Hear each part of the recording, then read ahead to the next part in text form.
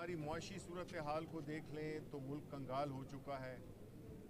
हमारे इदारे मफलूज हो चुके हैं, आज़ादी राय इजहार बिल्कुल नहीं है, मुल्क में एक अफरा तफरी की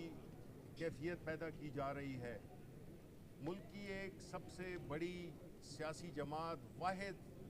जमात जो कि चारों सूबों में नुमाइंदगी करती है, उसकी लीडर को हरासा किया जा रहा है। और ऐसे माहौल में जिसमें कि रोज़ाना की बुनियाद पे जिस तरह के सलमान सफदर साहब ने कहा केसेस बनाए जा रहे हैं, और ये केसेस करप्शन के केसेस नहीं हैं, ये केसेस झूठ पे मबनी कि आपने उधर ये बात कह दी, आप इधर थे, आप उधर थे, इस किस्म की फजूल किस्म की वजूहात पे ये केसेस बनाए रहे हैं। बलूचिस्तान से एक केस दायर कर दिया कि जी उधर किसी को तकलीफ़ पहुंची है, किसी शहरी को। ये सारी जो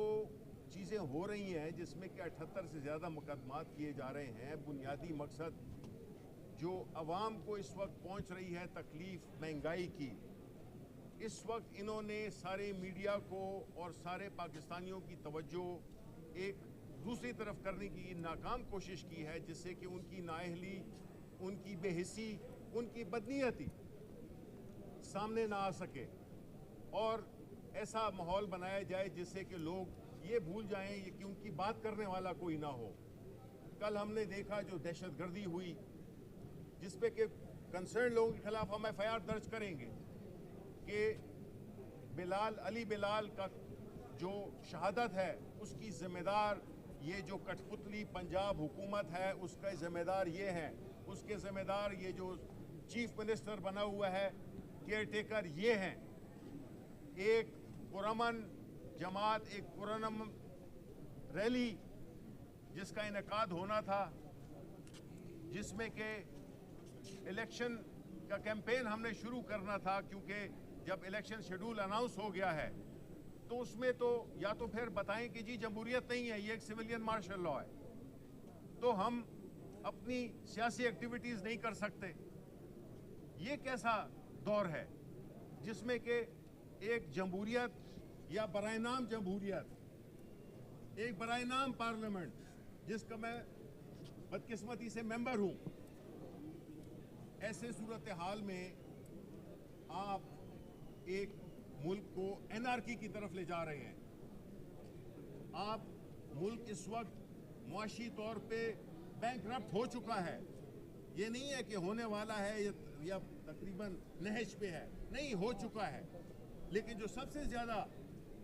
ख़तरनाक बात है कि ये जो हमारे ऊपर हुक्मरान बैठे हुए हैं जो फैसला साजी कर रहे हैं,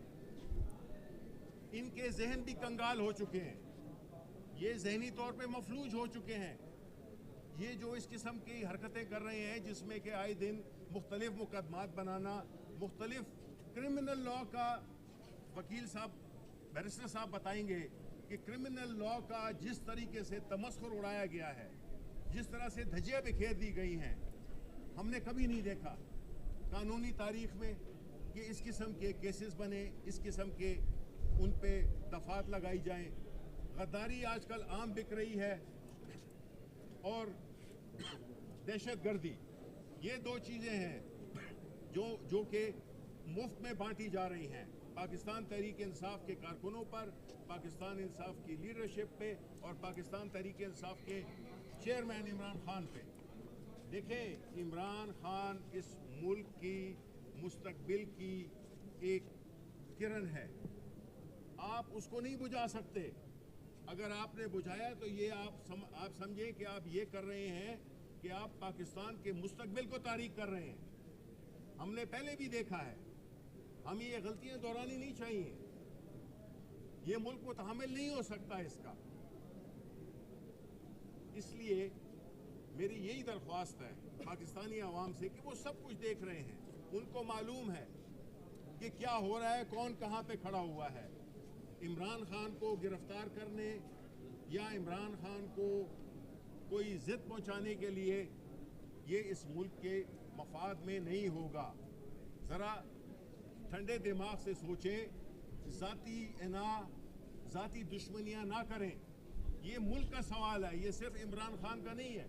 یا پاکستان تحریک انصاف کا. عمران خان اگر جنگ لڑ رہا ہے تو وہ پاکستان کی بقا کی جنگ لڑ رہا ہے, پاکستان کے نوجوانوں کے مستقبل کی جنگ لڑ رہا ہے, ورنہ اس کے لیے تو سب کچھ ہے, لیکن اس نے اپنی وقف کر دی ہے زندگی پاکستان کے عوام کی بہتری اور اس ملک کو ایک خود مختار, ایک باوقار, ایک پرائیڈ والا ملک شہری بنانے کے لیے ان کی جستجو ہے, جس کو کہ ہم حقیقی آزادی کہتے ہیں. ہم نہیں چاہتے کہ یہ ملک میں یہ جو شر پسند عناصر ہیں جو کہ اس وقت حکومت میں بیٹھے ہیں, جو اقتدار میں ہیں, کہ یہ اس ملک کو تباہی کی طرف جو کہ لے گئے ہیں مزید تباہی کی طرف لے جائیں اور ایک پرامن شفاف الیکشنز کا انعقاد کریں. جو پشاور میں بیٹھا ہوا ہے وہ جو فضل الرحمان کا سمدھی, اس کو بھی شرم آنی چاہیے. وہ آئین کی آرٹیکل 6 کی زد میں آ رہا ہے, اس نے